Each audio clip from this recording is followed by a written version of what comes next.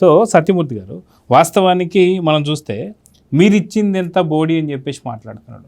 అంటే ఆ యొక్క పదాన్ని నొక్కి ఒక్కానిస్తూ మీరిచ్చింది ఏంది బోడీ, మీరిచ్చింది ఏంది బోడీ అని చెప్పి మాట్లాడుతున్నారు. వాస్తవానికి జగన్మోహన్ రెడ్డి గారు ఆయన అప్పటికి వచ్చిన తర్వాత ఇప్పుడు మా పార్టీ తరఫున నేను మీకు ఇది ఇస్తున్నానని చెప్పి ఒక మాట కూడా మాట్లాడలేదు. మళ్ళీ నేను వస్తే అప్పుడు నేను మళ్ళీ మీకు ఒక కోటి ఇస్తానని అని చెప్పి మాట్లాడుతున్నాడే తప్ప అది ప్రభుత్వం నుంచి రావాల్సినటువంటి డబ్బుని ఇస్తానని చెప్పేసి అంటున్నాడు. కానీ వైసీపీ పార్టీ నిజంగా సామాజిక పార్టీ అయినా నిజంగా వాళ్ళకి సామాజిక బాధ్యత లేదా, నిజంగా పార్టీ తరఫున వీళ్ళు ఇప్పుడు ఖచ్చితంగా ఎంతో కొంత ప్రకటించాల్సిన అవసరం ఉందా లేదా అంటే ఏం చెప్తారు? వాళ్ళు వైసీపీ పార్టీ అని ఎవరు చెప్పారు మీకు? వాళ్ళు ఏమన్నా పార్టీ అని చెప్పారా? అదొక ప్రైవేట్ లిమిటెడ్ కంపెనీ.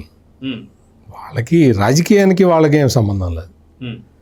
వాళ్ళు ఎంతసేపటికి ప్రాఫిట్ అండ్ లాస్, మనకి ఎంత ప్రాఫిట్ వస్తుంది, అధికారంలో ఉన్న 5 సంవత్సరాలు ఎంత ప్రాఫిట్ వచ్చింది, ఇప్పుడు ఎంత ఖర్చు పెట్టాలి, ఖర్చు పెడితే మళ్ళీ అధికారంలోకి ఎట్లా రావాలి అనే తప్ప వాళ్ళకేమి అటువంటి సెంటిమెంట్లు ఏమి జగన్మోహన్ రెడ్డికి ఉండవు. సెంటిమెంట్ ఏదన్నా ఉండేవాడైతే మీరు చెప్పిన పని చేస్తాడు. జేబులో నుంచి ఒక 10 రూపాయలు తీసి ఇస్తాడు.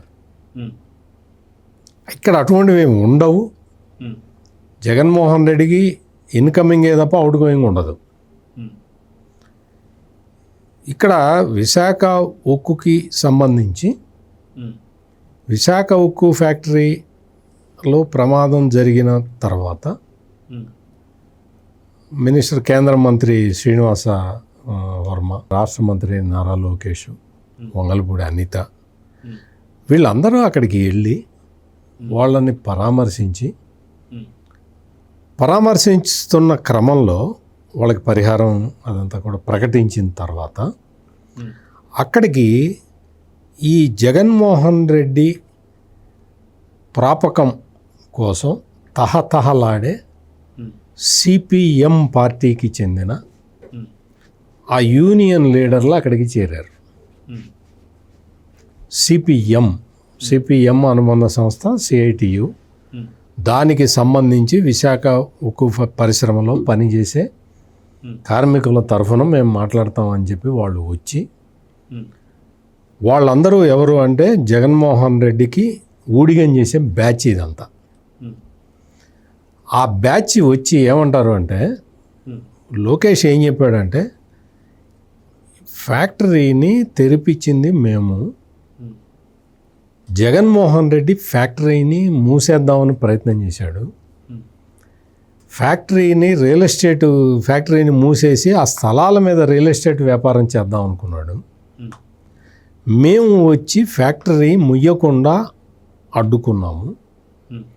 14,000 కోట్ల రూపాయలు కేంద్ర ప్రభుత్వం నుంచి బెయిలౌట్ ప్యాకేజీ తెచ్చాము. దాదాపు 2,000 కోట్ల రూపాయలు రాష్ట్ర ప్రభుత్వం తరఫున బెయిలౌట్ ఇచ్చాము. దానికి ఆస్తి పన్ను, ఈ కరెంటు బకాయిలు ఇవన్నీ రద్దు చేసాము రాష్ట్ర ప్రభుత్వం తరఫున. మేము ఇంత చేసింది ఎందుకు అంటే, ఆంధ్రుల హక్కు, విశాఖ ఉక్కు అనే సెంటిమెంట్ మాకు ఉన్నది కాబట్టి, మేము ఆంధ్రుల హక్కుని కాపాడటానికి మేము ఇంత చేశాము, ఇంత కేంద్ర ప్రభుత్వాన్ని కూడా ఒప్పించాము.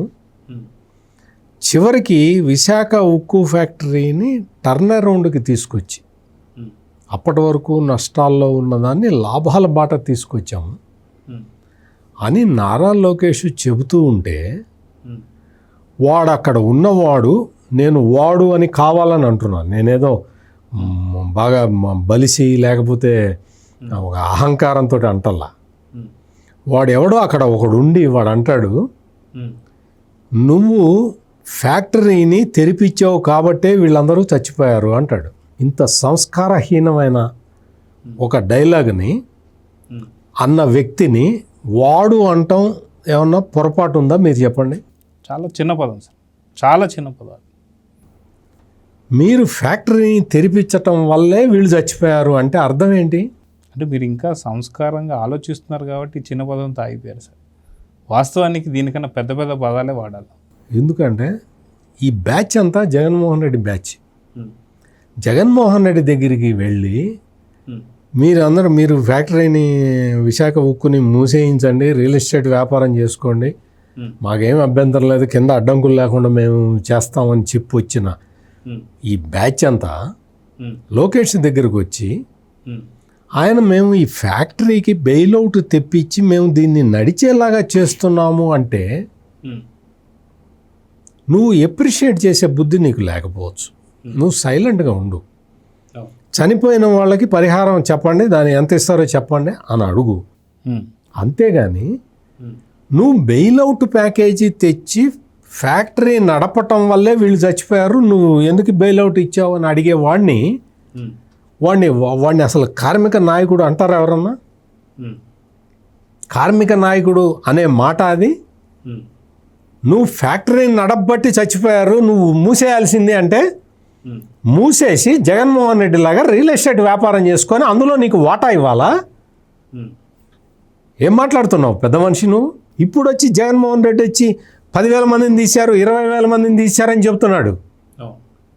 ఈ 10,000 మంది తీసేసిన 10,000 మందిని ఎట్లా తీసుకున్నారో తెలుసా?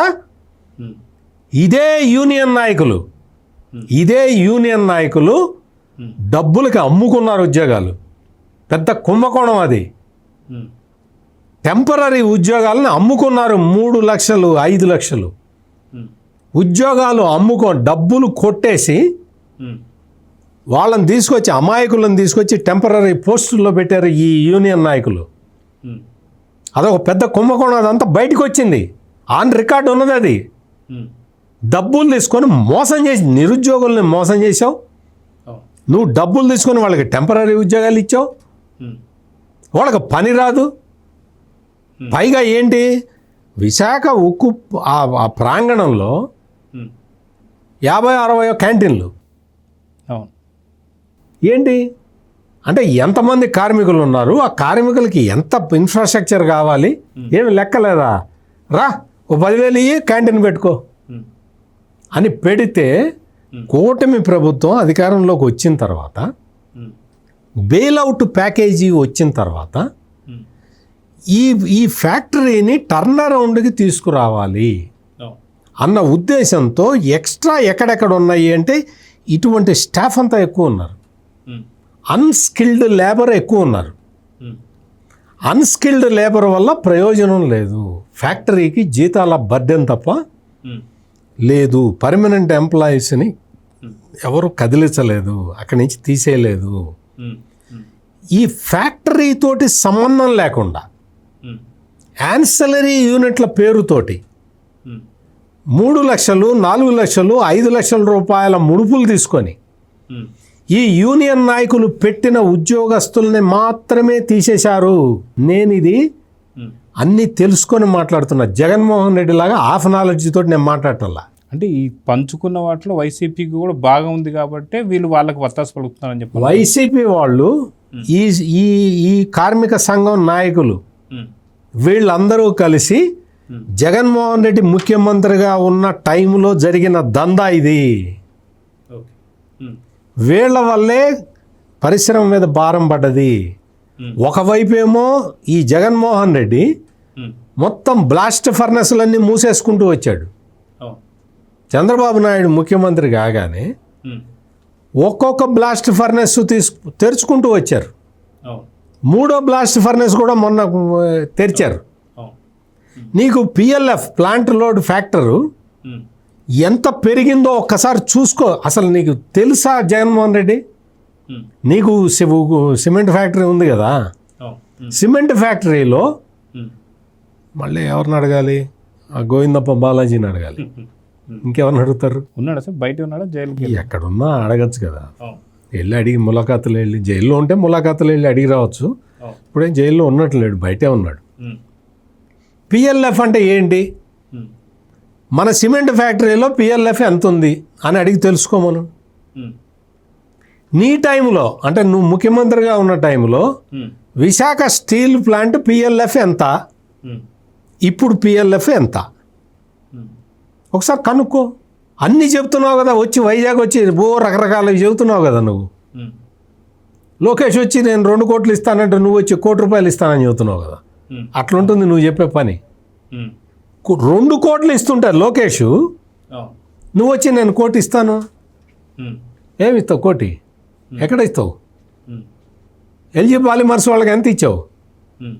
ఎల్జీ పాలిమర్స్ వాళ్ళకి 1 కోటి రూపాయలు అసలు ఎల్జీ పాలిమర్స్ మీద చనిపోయిన వ్యక్తులు మొత్తం విషవాయువులు స్ప్రెడ్ అయిపోయి అది వస్తే యూనియన్ కార్బైడ్ కేస్ అని ఒకటి ఉంది, యూనియన్ భోపాల్ గ్యాస్ ట్రాజెడీ. ఆ యూనియన్ కార్బైడ్ కేసులో ఏమి తీర్పు చెప్పింది సుప్రీంకోర్టు? ఒక్కసారి ఈ జగన్మోహన్ రెడ్డికి తెలిసి ఉన్నట్టయితే ఎల్జీ పాలిమర్స్ విషయం ఆయన ముఖ్యమంత్రిగా ఉండగా జరిగిన ఆ గ్యాస్ ట్రాజెడీ విషయంలో ఒక్కొక్కళ్ళకి ఒక్కొక్క కుటుంబానికి చనిపోయిన ఒక్కొక్క కుటుంబానికి 10 కోట్ల వరకు ఇప్పించవచ్చు. ఇవ్వాలి ఎల్జీ పాలిమర్స్, చచ్చుకుంటూ ఇవ్వాలి. ఎల్జీ పాలిమర్స్ వాళ్ళు బాధ్యత ఇవ్వాలి యూనియన్ కార్బైడ్ కేసులో. అటువంటిది వాళ్ళకి ఏం చెప్పాడు? ఇదే జగన్మోహన్ రెడ్డి ఏం చెప్పాడో తెలుసా? ఎల్జీ పాలిమర్స్ విషయంలో కార్మికులతో మాట్లాడటానికి ముందు ఎల్జీ పాలిమర్స్ మేనేజ్మెంట్ను పిలుచుకున్నాడు ఎయిర్పోర్ట్కి ఈ జగన్మోహన్ రెడ్డి. వాళ్ళతో మాట్లాడుకొని ఒక్కొక్కళ్ళకి 50 లక్షలు మీరు ఇవ్వండి, 50 లక్షలు నేను రాష్ట్ర ప్రభుత్వం తరఫున ఇస్తానని ఒప్పుకున్నాడు, అగ్రిమెంట్ చేసుకున్నాడు. ఎట్లా చేస్తావు జగన్? 1 కోటి రూపాయలు వాళ్ళతోటి ఇప్పించాలి. రాష్ట్ర ప్రభుత్వం ఇవ్వడం ఏంటి? రాష్ట్ర ప్రభుత్వం ఇవ్వాలంటే అదనంగా ఇవ్వాలి. వాళ్ళతోటి ఒక 5 కోట్లు ఇప్పించి నువ్వు 2 కోట్లు 3 కోట్లు ఇవ్వు నువ్వు. అంతేగాని వాళ్ళతో బేరమాడి, ఎవరు బేరమాడిన వ్యక్తులు ఎవరో చెప్పమంటావా? వాళ్ళతోటి ఎల్జీ పాలిమర్స్ తోటి బేరమాడిన వ్యక్తులు జగన్మోహన్ రెడ్డి సన్నిహితులు ఎవరో పేర్లు చెప్పాలా? బేరం ఆడి వాళ్ళని 50 లక్షల కాంపెన్సేషన్కి వాళ్ళకి ఫిక్స్ చేసి నువ్వు గవర్నమెంట్ తరఫున 50 లక్షలు ఇచ్చి, అది కూడా నువ్వు ఇవ్వకపోతే నువ్వు ముఖ్యమంత్రిగా ఉన్న టైంలోనే ఇదే డిబేట్లలో నేను దాదాపు 10 సార్లు చెప్పా, ఎల్జీ పాలిమర్స్ వాళ్ళకి ఇవ్వాల్సిన డబ్బులు ఇవ్వట్లేదు అని. ఒక్కొక్కడికి 10 కోట్లు ఇప్పించాల్సింది. నువ్వు ఎంత ఇప్పించావు? 50 లక్షలు ఇప్పించావు. ఆ కంపెనీ 1 కోటి రూపాయల కంపెనీ ఇస్తానని వస్తే వాళ్ళని తగ్గించి 50 లక్షలు ఇప్పించావు. అంటే దాదాపు 143 కోట్లు ఎల్జీ పాలిమర్స్ దగ్గర నుంచి రావాల్సింది కాస్త 30 కోట్లే తెప్పించాడని చెప్పి మిగిలిన ఎక్కడికి పోయినాయి? అది ఇక్కడ సమస్య. 100 కోట్లు 110. అటువంటి జగన్మోహన్ రెడ్డి ఈ రోజున వచ్చి సీఎం అని అనిపించుకోవటానికి సిగ్గుండాలి, సిగ్గుపడాలి. విశాఖ ఉక్కు పరిశ్రమని తెరిపిస్తే ఎందుకు తెరిపించావు అనే యూనియన్ నాయకులు ఉంటే అసలు వాళ్ళందరినీ నిజంగా యూనియన్ నాయకులు అని చెప్పుకోవటానికి వాళ్ళు సిగ్గుపడాలి. నువ్వు ఫ్యాక్టరీని నడిపించటం వల్లే వీళ్ళు చచ్చిపోయారంటే ఫ్యాక్టరీ మూసేయించాలనా మీ ఉద్దేశం? మీరేమి యూనియన్ నాయకులు? ఏ యూనియన్ నడుపుతున్నావు నువ్వు? ఏమి యూనియన్ నడుపుతున్నావు? నువ్వు ఉద్యోగాలు తీసుకొని డబ్బులు తీసుకొని ఉద్యోగాల్లో పెట్టిస్తావు అనర్హుల్ని. ఈ రోజున వచ్చి జగన్మోహన్ రెడ్డి ఏం చేస్తాడు? అనర్హులు ఉద్యోగాల్లో ఉన్నారంటాడు. చూసిరా పోయి అనర్హుల్ని తీసేశారు, ఉంచాలా ఉద్యోగంలో. ఏం తెలుసు ఈ జగన్మోహన్ రెడ్డికి? ఆ యూనియన్ నాయకులకి ఏం తెలుసు? ఆ యూనియన్ నాయకులు ఏ రోజునన్నా ఫ్యాక్టరీకి వెళ్ళి పని చేస్తే తెలుస్తుంది. ఊరికే బలాదూర్ రోడ్డు మీద తిరగటం తప్ప ఆ యూనియన్ నాయకులకి ఈ రాజకీయాలు చేసుకుంటూ జగన్మోహన్ రెడ్డి దగ్గరికి వెళ్ళి నీ బాంఛనని కాలు మొక్కటం తప్ప ఏం తెలుసు వీళ్ళకి? ఫ్యాక్టరీని బతికించాలా, చంపాలా? ఫ్యాక్టరీని బతికించారు, బెయిల్అవుట్ ప్యాకేజ్ తీసుకొచ్చి దాన్ని యూటర్న్ తీసుకొని ప్రాఫిట్లోకి తీసుకొచ్చిన ఫ్యాక్టరీని ప్రమాదం జరిగింది. అందులో ప్రమాదం జరిగితే ఆ యూనియన్ నాయకులు ఏం మాట్లాడతారు? ఈ జగన్మోహన్ రెడ్డి ఏం మాట్లాడతాడు తెలుసా? అంతమందిని తీసేసావు కాబట్టి ఉన్న వాళ్ళ మీద ప్రెషర్ పడుతున్నది అంటాడు. తీసేసింది ఎవరిని? క్యాంటీన్లో పనిచేసిన వాళ్ళని. ఇక్కడ జరిగింది, ఎక్కడ జరిగింది ప్రమాదం? ఎక్కడ జరిగింది? క్యాంటీన్లో జరిగిందా? ఏమీ తెలీదు, బేసిక్ నాలెడ్జే లేదు. బేసిక్ నాలెడ్జ్ ఉండాలి కదా. వాళ్ళని తీసేయటం వల్ల ఈ ప్రమాదం జరిగిందంటాడు. ఇతను ముఖ్యమంత్రిగా పనిచేశాడు యాక్చువల్గా. ఇటువంటి దారుణమైన వ్యాఖ్యానాలు చేసుకుంటూ ఆ యూనియన్ నాయకులు అట్లాగే ఉన్నారు, ఈ మాజీ ముఖ్యమంత్రి అట్లాగే ఉన్నాడు.